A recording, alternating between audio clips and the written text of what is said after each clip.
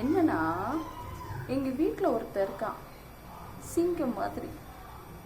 அவனை யாருமே அசைக்க முடியாது, ரொம்ப ஸ்ட்ராங்காக இருக்கான். எங்கள் வீட்டில் சமணக்கால் போட்டு நடு வீட்டில் உட்காந்துருக்கான். நானும் சொல்லி பார்த்தேன், போடா, உன்னை எனக்கு பிடிக்கலடா, எங்கள் வீட்டில் யாருக்குமே உன்னை பிடிக்கலடா, கிளம்புடான்ற. இல்லை நான் இங்கே தான் இருப்பேன்னு உட்காந்துருக்கான். சரி, அவனை எப்படியாச்சும் கஷ்டப்பட்டு கிளப்பி வெளியில் அனுப்பிட்டு கதவெல்லாம் பூட்டிட்டு உட்காந்தா திரும்ப எப்படி தான் வரான்னு தெரில, எங்கேருந்து தான் வரான்னு தெரில, திரும்பி வீட்டில் தான் இருக்கான். யாரை சொல்கிறேன்னு பார்க்குறீங்களா? எங்கள் வீட்டு செலவை தாங்க சொல்கிறேன். எப்படி சொல்கிறேன்னே தெரிலங்க. வருமானத்தை காணும், ஆனால் செலவு மட்டும், அதுவும் எங்கள் வீட்டு செலவு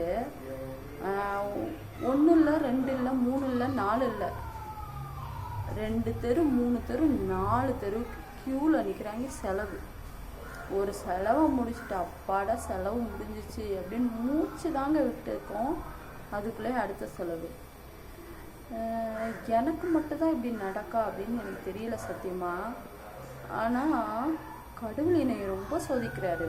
ஒருவேளை போன ஜென்மத்தில் ஏதோ பாவம் பண்ணியிருக்கேன்னு மட்டும் நல்லா தெரியுது. செலவு வாழ்க்கையில் அதிகமாக கொடுக்குறாரு, கொஞ்சம் வருமானத்தை கொடுத்து செலவு பண்ணுன்னு சொன்னால் குறைஞ்சா பேர் வேறு கடவுள். சரி, பார்த்துக்குவான். அடுத்த ஜென்மம்னு ஒன்று இருந்துச்சுன்னா செலவை குறைக்கிறாரான்னு பார்ப்போம். எனக்கு மட்டும்தான் இப்படி நடக்குதா? உங்களுக்கு நடந்துச்சுன்னா கமெண்ட்டில் சொல்லுங்கள். Okay, thank you.